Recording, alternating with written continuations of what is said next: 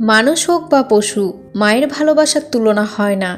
এটি একজন মায়ের আত্মত্যাগের গল্প, অবিরাম আনুগত্যের গল্প, এমন একটি গল্প যা আপনার হৃদয়কে স্পর্শ করবে। জাপান দেশে এক সন্ধ্যার পর একটি মা কুকুরকে চিৎকার করে নিজের বাচ্চাদেরকে ঘরে চলে যেতে বলতে দেখা যায়।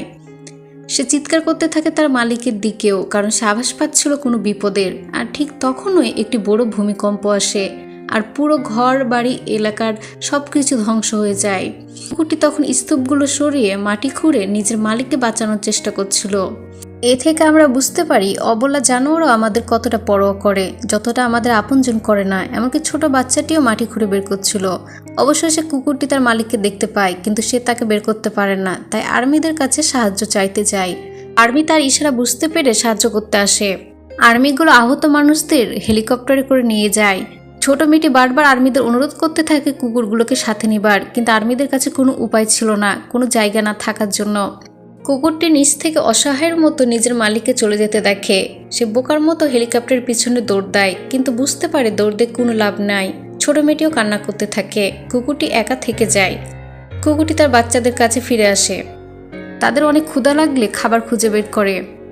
আর তখন দেখে কিছু কাক তার বাচ্চাদের উপরে হামলা করছে। সে তখন তার বাচ্চাদেরকে বাঁচাতে যায় এবং নিজেও আহত হয়। তারপরে সে লড়াই করে নিজের বাচ্চাদের বাঁচায়। এই লড়াই কিছুক্ষণ চলার পর কাকগুলো সেখান থেকে চলে যায়। তারপর মা কুকুরটি নিজে না খেয়ে তার বাচ্চাদের প্রথমে খেতে দেয়, কিন্তু তারও অনেক ক্ষুধা পেয়েছিল, কিন্তু আর কোনো খাবার অবশিষ্ট ছিল না। তাই সে কবুতর দেখে কবুতর শিকার করতে যায়, কিন্তু যেহেতু এটি পালিত কুকুর, তাই কবুতর শিকার করতে ব্যর্থ হয়।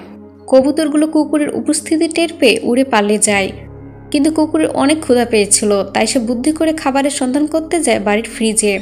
কিন্তু দুর্ভাগ্যক্রমে ফ্রিজের ভিতরে সে আটকা পড়ে যায়। কিন্তু কুকুরটি যেহেতু অনেক চালাক ছিল, তাই সে বুদ্ধি করে ফ্রিজটিকে ধাক্কা দিয়ে ফেলে দেয় এবং ফ্রিজ থেকে বের হয়ে যায়।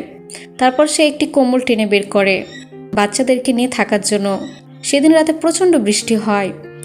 পরের দিন দেখা যায় কুকুরগুলো বৃষ্টিতে জমা পানি খাচ্ছে।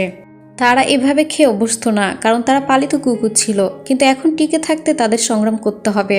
খাবারের সন্ধানে তারা জঙ্গলে যায় এবং মা কুকুরটি খাবারের সন্ধানে এদিক সেদিক ছুটে। ঠিক তখনই ভূমিকম্পে একটি গাছের ডাল ভেঙে পড়ে।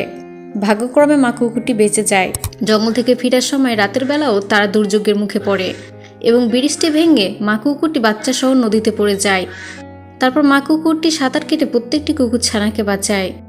এভাবে কঠিন সংগ্রাম করে মা কুকুরটি বেঁচেছিল, আর তখনও সে তার মালিকের জন্য অধীর অপেক্ষা করছিল। কিছুদিনের মধ্যে সবকিছু স্বাভাবিক হলে তার মালিক ফিরে আসে। ছোট মেয়েটি বাড়ির এখানে এসে চিৎকার করে কুকুরটিকে খুঁজতে থাকে, কিন্তু তাদের পোষা কুকুরটিকে না পেয়ে মেয়েটি কান্নাকাটি করতে থাকে। ঠিক তখনই দেখা যায় জঙ্গল থেকে কুকুরটিকে ছুটে আসতে। এই সংগ্রামী মায়ের শেষটা সুন্দর ছিল।